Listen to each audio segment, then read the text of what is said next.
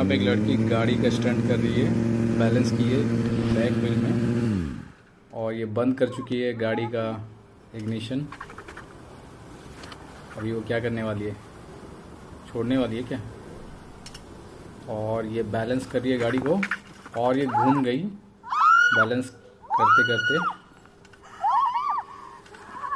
इसको बिलीव नहीं हो रहा है कि वो बैलेंस कर चुकी है गाड़ी को। फिर से स्टार्ट कर रही है गाड़ी। अभी कुछ अलग स्टंट करने वाली है क्या? ओ वाह वाह,